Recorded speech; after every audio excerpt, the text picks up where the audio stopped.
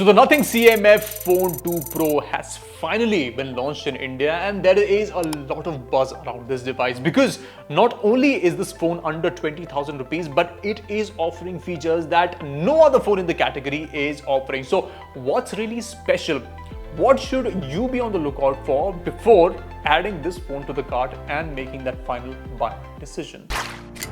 Hey guys, this is Cyrus, you're watching Fiiber, and in this video, I'll tell you 5 things that you should basically know about this device before buying it, because it might just help you make a smarter buying decision.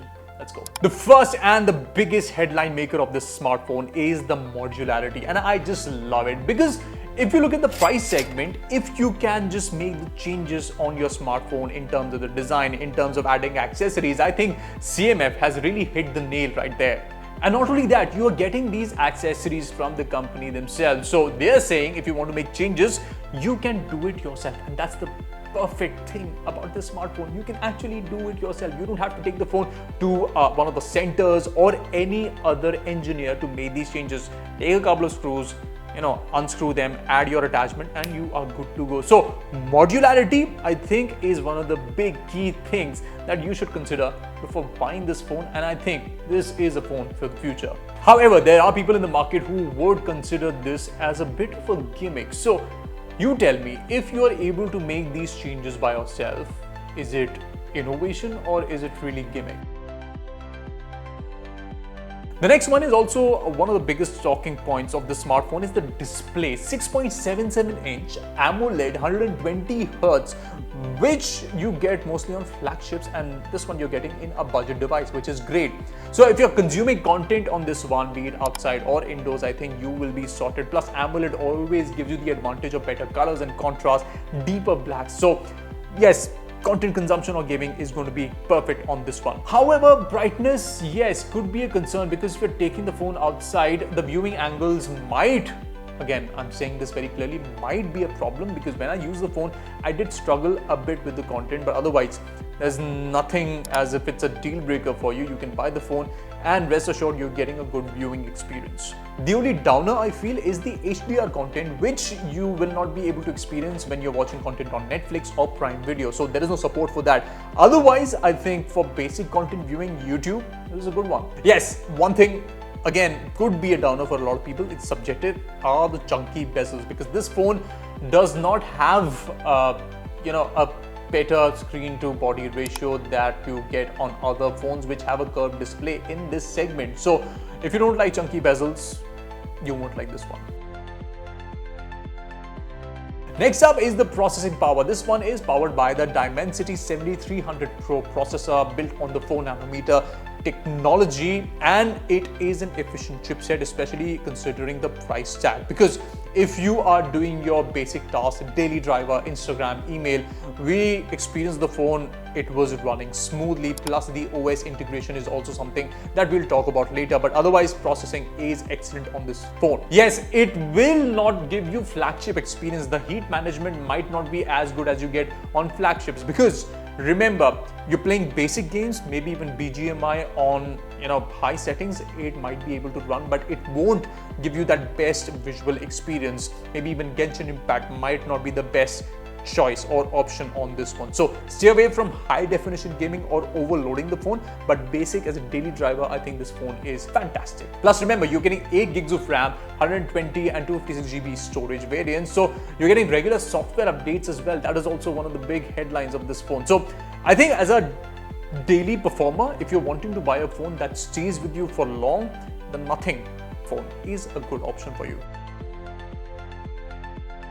I doubt there are cameras in this price that will give you this kind of a camera system, because when I tell you the numbers, you'll be surprised. You're getting a 50 megapixel primary sensor that's supplemented by a 50 megapixel telephoto sensor with 2x optical zoom, and this package has an additional 8 megapixel ultra wide sensor. Yes, 3 cameras. And the best part is the versatility that you get in your photography will completely change. Remember, in this price, you get maybe a 2-camera system that doesn't offer ultra wide, but you're getting so much utility with this phone. I think you are getting one of the best cameras if you're looking for a phone under 20,000 rupees. So we clicked some samples with this phone and we were impressed with the quality that we were getting both in daylight and also in low light. So check out some of the samples, maybe even you would like them, and it will help you, buying the phone.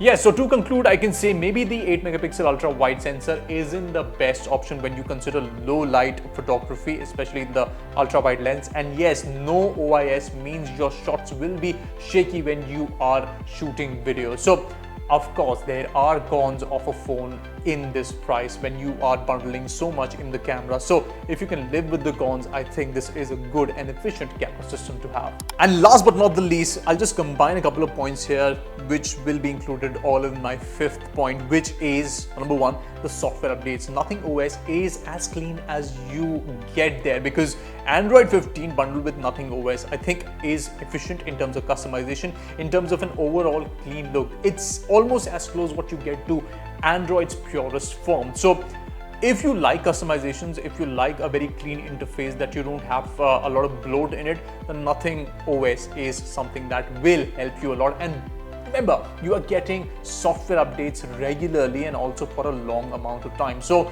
think about it. If you're looking for a phone that you want to use for maybe even 4 to 5 years, you're getting the software update. So why not? I think it's a good option to have, right? Plus, remember, in the budget segment, not a lot of companies give you 6 years of software updates or maybe 5 years. So I think that quality in itself, that sense of security that Nothing is giving, that if you buy this phone, we will be with you, we will support you with regular software, is kind of a stamp of authority that they know what they're doing, and you should not fear if you feel that your phone is going to be downgraded or might not be relevant in the future. And remember, a 5000 mAh battery is what you're getting with this one. And also the kind of customization with the UI that's been done, you will be able to get 1.5 days of charge, and also fast charging gets you there from 0 to 100 in almost an hour. So all of these features have been bundled into this phone. It's giving you utility, and I think in this price, you definitely have a serious competitor.